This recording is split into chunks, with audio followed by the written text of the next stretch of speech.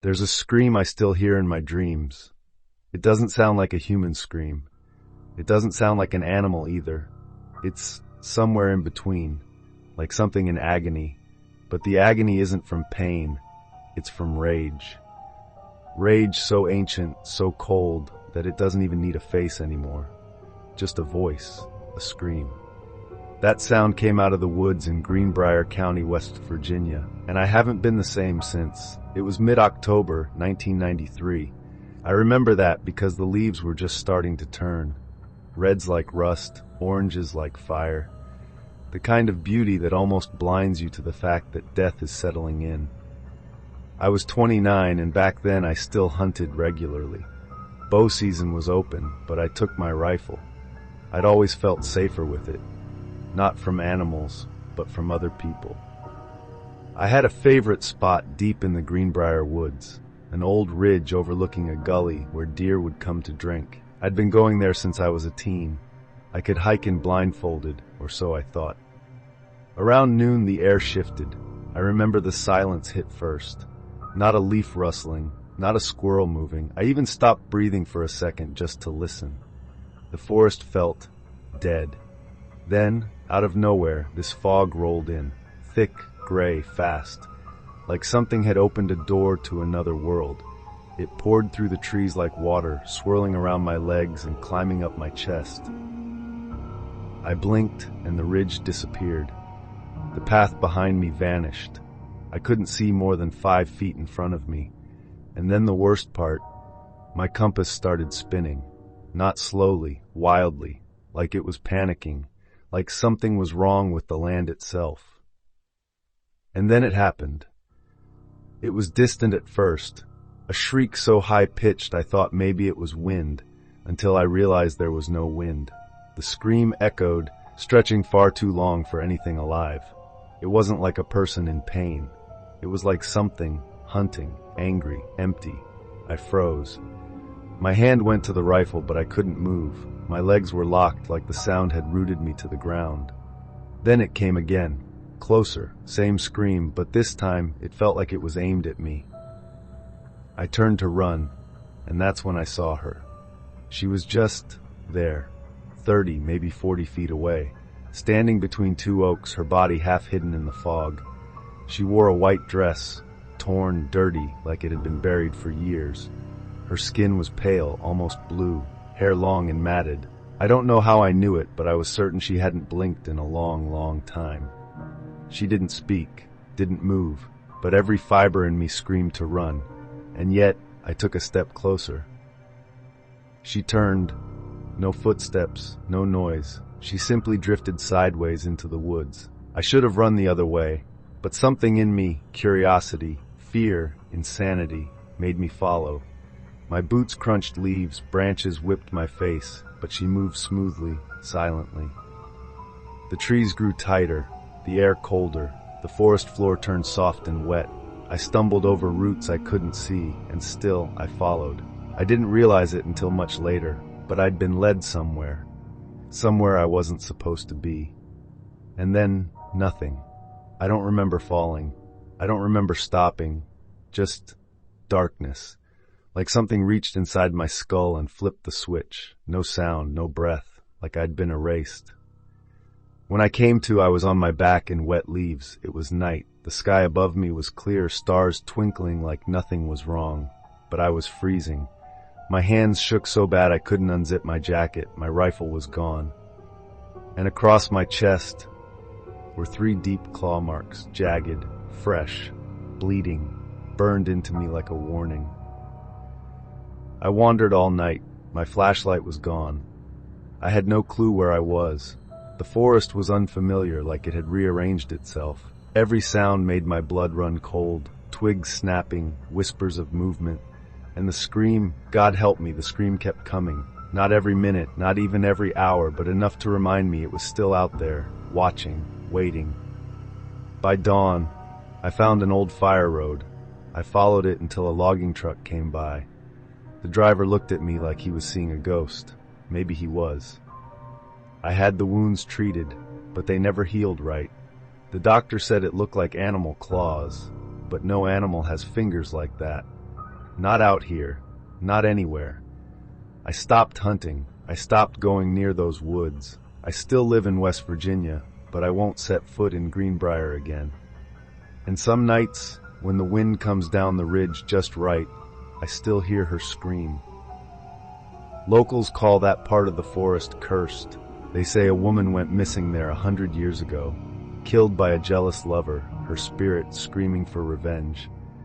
Others say there's a rift in those woods, a tear between worlds. I don't know what I saw. I don't know what clawed me. But I know this, it wasn't human, and it's still out there. So if you ever find yourself in Greenbrier County and you hear a woman scream, don't follow it. Don't even look. Just turn around and run.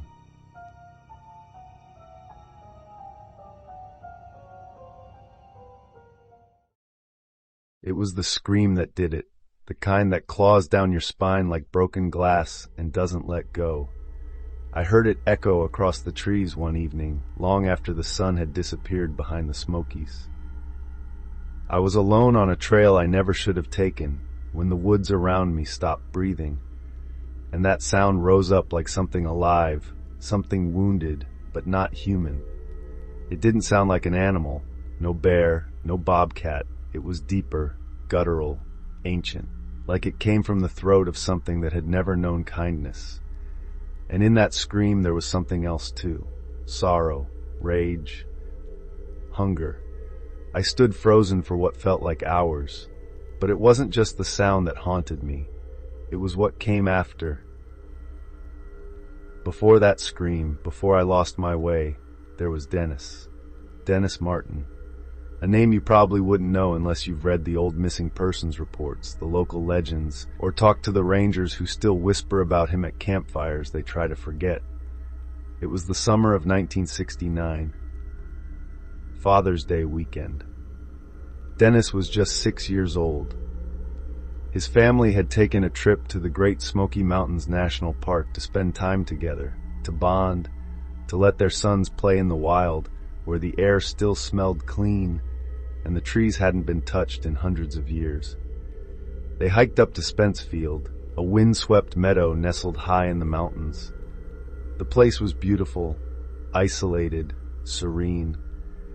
The kind of place you'd never expect to be the setting for a nightmare. That's where they set up camp. That's where Dennis vanished. It was just a game. The boys, his brother, and a couple of other kids from a nearby family were playing hide-and-seek at the edge of the field, the kind of carefree, barefoot running game we all played once before we learned to fear the dark.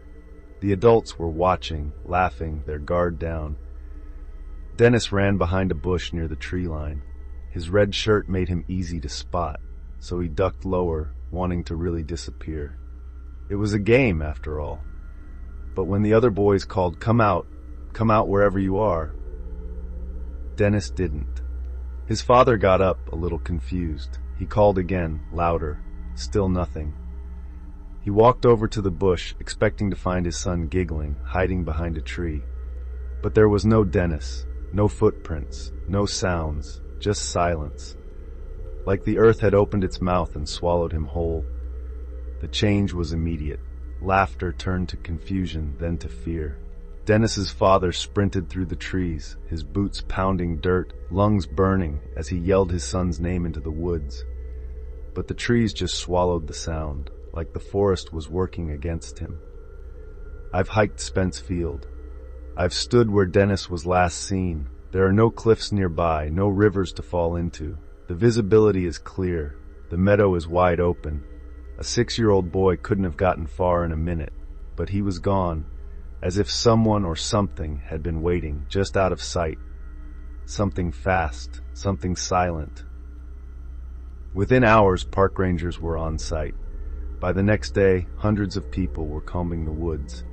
In total, over 1,400 searchers joined. The FBI, National Guard, Green Berets, helicopters scanned from above, dogs sniffed through ravines. The search grid expanded for miles, and yet not a single shred of Dennis was found. No clothing, no body, no blood. He had simply ceased to be. Some said the massive search effort actually did more harm than good, trampling evidence, covering up tracks. Others whispered darker things, that the more people they sent into those woods, the more things began to go wrong. A few days in, one searcher came across something strange. A child-sized footprint in the mud near a cold stream deep off-trail. The print was barefoot and small, perfectly sized for a 6-year-old. But the park officials dismissed it. They said Dennis wouldn't have made it that far. It had to belong to another child, or maybe a mistake. But who else was barefoot in the mountains, alone? They ignored it, buried it. But I think that footprint was the last true sign Dennis ever left behind. That same night, Dennis vanished. A family camping miles away near Rowan's Creek reported hearing a terrible scream echo through the mountains. It didn't sound human, they said, more like a pig being slaughtered or a person choking on fire. Then came the sighting. Harold Key, the father, said they saw a large, hairy figure walking upright through the trees. It was carrying something small and limp, over its shoulder. He thought maybe it was a bear. But he'd never seen a bear walk like that or move that fast. When he reported it, the FBI told him to forget it. They dismissed his statement, told him it had nothing to do with the missing boy. But I've seen those woods, I've heard that scream, and I believe Harold saw something real. Years later, I hiked up to Spence Field myself. Something pulled me there. I don't know what I expected. Closure, maybe. Answers. But when I reached that meadow, I knew something was wrong. It was quiet, too quiet, no birds, no wind. The air felt thick, like the forest itself was holding its breath. That night, as I lay in my tent, I heard it. Branches snapping, something walking around the camp. It wasn't heavy like a bear. It moved differently, slow, calculating, like it was testing the edges of my presence. And then I heard it breathe, right outside the tent, wet, low, like lungs full of rot. I didn't move, I didn't sleep. And in the morning, there were footprints in the mud. Not mine, not animal, human, barefoot. People say the Smokies are wild and beautiful, but they're wrong about one thing. They're not empty. Something old lives there, older than any ranger, any map, any trail. And I think it watches, I think it waits. I don't know if it's a creature or something worse. But whatever took Dennis Martin wasn't human, and it never left. Maybe it feeds rarely, maybe it chooses carefully, but it's still out there. So if you ever find yourself hiking in the Smokies, especially near Spence Field, stay on the trail. Don't wander too far from your group. Don't let your kids run ahead. And if you hear a scream that doesn't sound human, don't go toward it. Don't try to be a hero. Just run, and don't look back. Because once it sees you, you may never be seen again.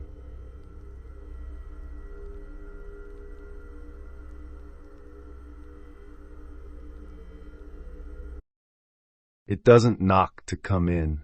It knocks to remind you it can. That sentence was scrawled in frantic handwriting, smeared in places, like the author's hand had been trembling when he wrote it. I found it in an old half-rotted journal buried beneath a layer of dust inside a cabin I never should have stepped foot in. That was the last entry in the journal. The man who wrote it, he was never seen again. I should have turned around the second I saw that place. But I didn't. I went inside. I stayed the night. And now, I'm not sure if I ever really left. I've always loved being alone in the woods. It's peaceful. It's raw. There's no noise. No people, no distractions, just you and the elements. That's why I chose a solo 3-day hiking route deep in the Appalachian backcountry of Cherokee County, North Carolina. I packed light, tent, food, journal, a first aid kit, and a topo map. I wanted to disconnect completely. No GPS, no phone. I needed the quiet. Or, I thought I did. The first day went smoothly. I followed a trail that wove through high ridges and forgotten hollers, the kind of terrain where you don't see another soul for days. Just trees, endless trees. I made camp beneath a rocky overhang, listening to crickets and watching the stars blink through the canopy. But on the second day, something changed. The sky darkened fast. One minute it was sunny, the next it was swallowing itself with thunderclouds. A sharp wind ripped through the trees, bringing with it a scent of wet earth and decay. Then the rain hit, cold, violent, merciless. I stumbled off the trail looking for shelter. That's when I saw it, hidden between two leaning pine trees nearly consumed by vines and bramble. A cabin. It didn't make sense. There was nothing on my map. No structures, no old logging sites. But it was real. Rough-hewn logs, broken windows, a sagging roofline. The door hung slightly ajar. It looked abandoned, almost forgotten by time, but it was dry, and I was soaked to the bone. I hesitated at the threshold. Something about the place felt off. Like it wasn't just abandoned, it had been left, quickly. The inside smelled like mold and old wood. The floor creaked under my boots. Dust coated everything. An old iron stove in the corner, shelves lined with rusted tools. A single wooden chair sat dead center, facing the window, like someone had just been there, watching the trees. I called out, "Hello?" half expecting some recluse to answer, but only silence came back. I lit my camp lantern and placed it on the table. That's when I saw the journal. It was old, leather cover, water-damaged pages. The first few entries were dated in the early 1990s. A hunter's log, mostly weather notes, game sightings, complaints about broken boots. But the tone began to shift halfway through. He wrote about noises at night, footsteps on the porch, the feeling of being watched. The entries became panicked, disjointed. He scrawled about tapping on the windows, breathing just outside the door, and seeing someone or something standing in the trees. I remember the chill that ran up my spine as I read the final entry. It was just one sentence. "It doesn't knock to come in. It knocks to remind you it can." I should have left then, packed up and bolted, but the rain hadn't let up and night was falling fast. I told myself the guy who wrote the journal was just losing it. Loneliness can do strange things to the mind. I rolled out my sleeping bag in the corner. The wind had stopped, but the silence wasn't calming. It was thick, like the trees were listening. Then I heard it. Slow, heavy, footsteps. On the porch. At first, I thought it was a branch. But then came the knock. Not on the door, on the wall, right next to my head. One deliberate knock. I froze. My breath caught in my throat. It started walking, circling. I could hear the wood creak beneath its weight. Then tapping on the windows, tap, tap, tap. I sat there for hours, clutching my knife, praying for the sun to rise. It never tried to open the door. It didn't have to. It was letting me know it could come in if it wanted to. Sometime before dawn it spoke, a whisper, like dry leaves rustling just beyond the walls. "You read his journal, didn't you?" I didn't answer. I couldn't. I just squeezed my eyes shut and tried not to scream. It laughed, quiet, hollow. Then a final knock, and silence. When the light finally came, I threw my pack together and ran. But the trail was gone. I retraced my steps again and again. Nothing, just trees. It felt like the forest had rearranged itself, or like I'd stepped into a place that didn't want me to leave. Back in the cabin, I found a blanket in the corner covering something tall. I pulled it off. It was a mirror. My reflection looked wrong, off-center. Then something behind me moved. A tall shape, barely visible, just standing there. I spun around. Nothing. But when I looked back, the reflection was still there. I scribbled one final line in the journal. "If you find this, don't stay the night." I left it open on the table. I didn't try to run. I just waited.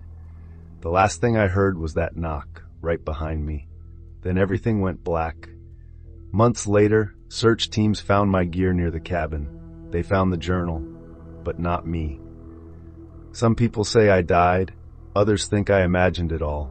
But I'm telling you now, this is real. And if you're hearing this, it knows, because you've read it too. Remember this. It doesn't knock to come in. It knocks to remind you it can.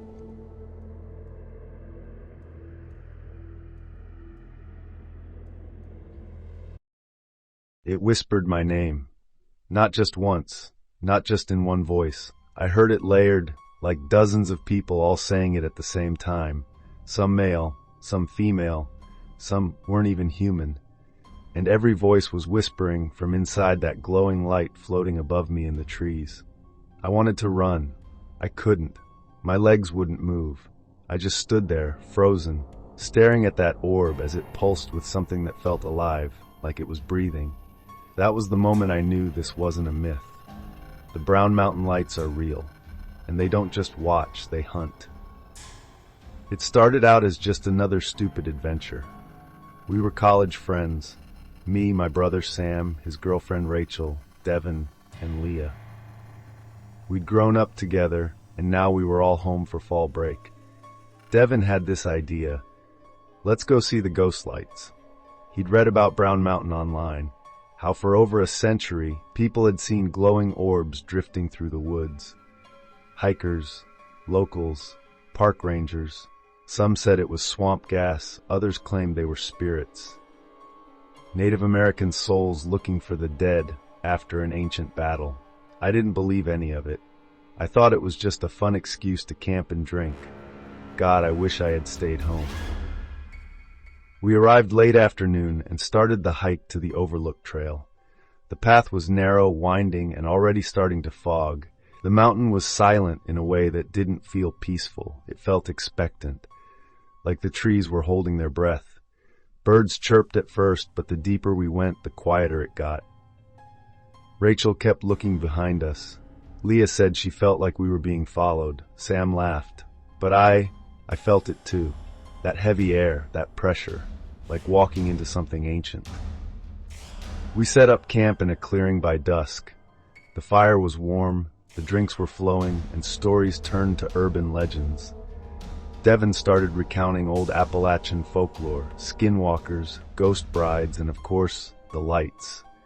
He said Native American tribes believed the spirits of warriors still wandered here, searching for the dead. Rachel said she heard the lights follow those who speak their names aloud. She looked dead serious when she said that. And then, we heard something, a branch snap. Not a squirrel or raccoon kind of snap, a human-sized snap, right beyond the firelight. We went dead quiet. Leah whispered, "There's something out there." It showed up out of nowhere. A ball of light, maybe the size of a basketball, hovered silently between the trees. It didn't flicker, didn't blink. It was perfectly still.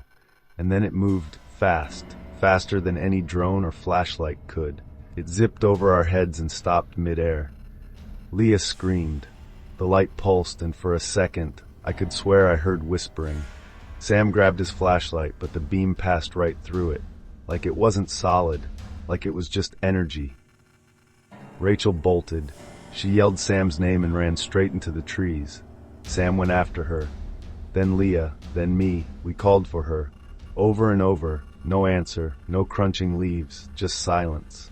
And then Sam screamed. We found him alone, shaking, staring at an empty patch of dirt.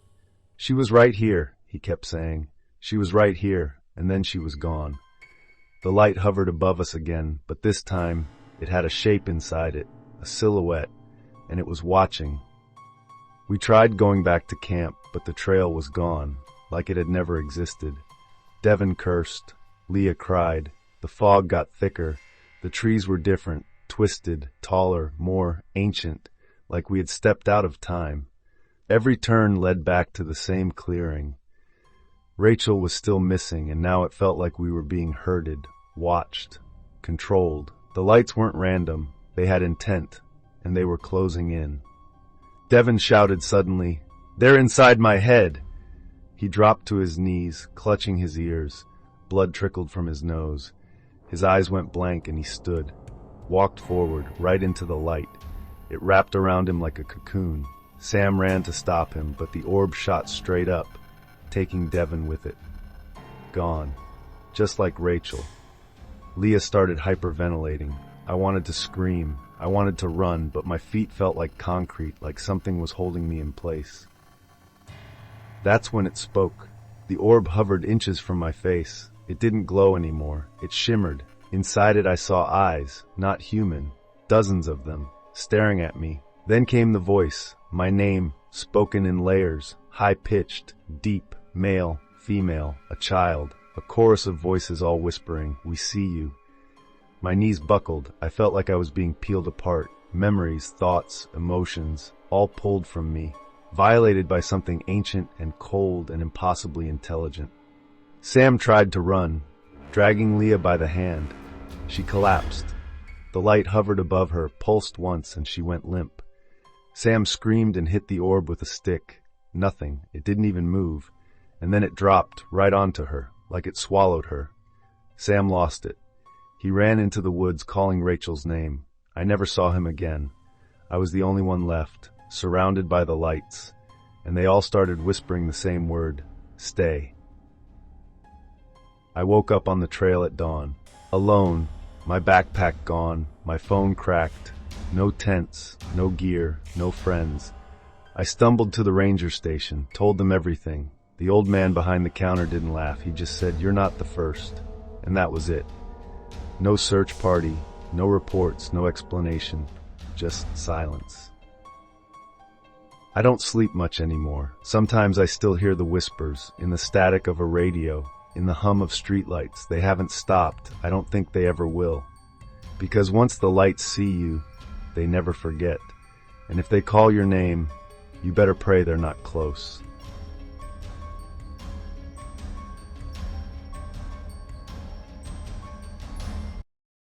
I came to in the mud, cold, shivering, with pine needles clinging to my face, the scent of wet soil in my nose. Everything ached, my ribs, my legs, my skull, like someone had slammed it with a brick. My hands were numb, my mouth dry. I didn't know where I was at first, until I rolled over and saw the mountain range behind the trees. Roan Mountain. I was supposed to be on the trail, but I wasn't. I was lost, scattered. And then I looked down at my arm. 3 words, carved into my flesh with surgical precision. Deep enough to scar, not deep enough to bleed out. You were warned. I want to tell you this is a dream, that I made it all up, but I didn't.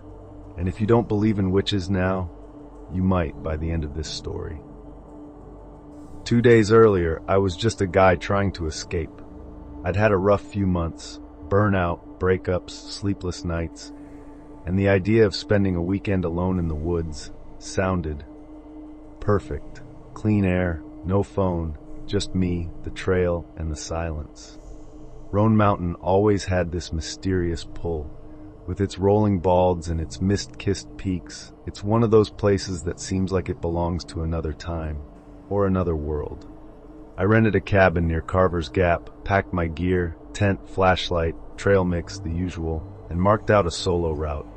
I told a couple friends where I was going, joked about becoming one of those missing hiker stories. God, if only I knew. The first few hours were amazing. The air was crisp, cool enough for a hoodie, and every breath felt like I was finally breathing again after months underwater. The forest was alive with bird song, rustling leaves, and the occasional scurry of wildlife. But by midday, something shifted. I started seeing strange things, subtle at first, like stick figures tied together with moss and hair hanging from tree branches. Small piles of stones stacked into careful towers right in the middle of the trail. Trees with symbols carved into the bark, like glyphs. No wind, no birds anymore. The silence that followed wasn't peaceful. It was waiting. Every step forward felt heavier, like the trees themselves were watching me. And then I saw her. It was like she appeared from nowhere. One moment the trail ahead was empty, the next she was just there. A woman, ancient, hunched, dressed in black from head to toe. Her clothing hung in tatters like layers of funeral veils. Her skin was cracked and ashen, the color of dried bark. Her hair was silver, flowing wildly over her shoulders. But it was her eyes that froze me, clouded gray, yet piercing, like she was staring not at me, but into me. I opened my mouth to speak, but before I could, she raised one hand, gnarled like twisted roots, and whispered, "Turn back now, or be unmade." Her voice didn't sound like it came from her mouth. It was everywhere, in the trees, in my bones. I should have turned around. I should have run, but I didn't. I rolled my eyes, muttered something about creepy locals, and walked right past her. The moment I passed, the air turned cold, dead cold. My breath fogged instantly, and the forest behind me felt wrong. Birds didn't return, no rustling, no insects, just silence. I looked back. She was gone. That night I couldn't find the trail. It was like it had vanished. I walked in circles, checked my GPS, nothing. My compass needle spun like it was confused. Every tree started to look the same, and then the screaming started. Long, distant howls, not animal, human, but twisted, ragged, full of agony. I called out, shouted, but no reply. Just more screams and whispers like dozens of mouths murmuring through the leaves. That was the moment I realized I wasn't alone in those woods. The next day, I started seeing things. I saw my reflection in a creek, smiling back at me even though I wasn't. I blinked and it was gone. I saw a deer with no eyes. It didn't move, didn't blink, just stood watching me. And once, I saw myself, on the trail ahead, wearing my clothes, waving me forward. I didn't follow. I don't know how long I wandered. My food ran out, my water was gone, my throat cracked every time I swallowed. I collapsed under a dead tree, the roots curled like fingers. I remember thinking, this is it. This is how I die, and nothing. When I woke up, I was at my car. 2 full days had passed. The doctors ran every test. No head trauma, no signs of dehydration, but I couldn't remember anything from those 2 days. And the carving on my arm, I didn't do that. I couldn't have. I tried to move on, but she wouldn't let me. I'd see her in reflections, hear her voice whispering from vents and drains. Once I saw her standing in the corner of my bedroom just watching. I started digging. Reddit threads, local legends, forums. Turns out I'm not the only one. Hikers have seen her for decades. Always alone, always on that trail, always giving that same warning. Some laughed, some ignored her. One guy disappeared for 4 days. They found him naked, muttering nonsense with "you were warned" carved into his chest. If you ever hike Roan Mountain and you see her, don't laugh, don't speak, don't ignore her. Turn around, because the forest doesn't just lose people, it keeps them.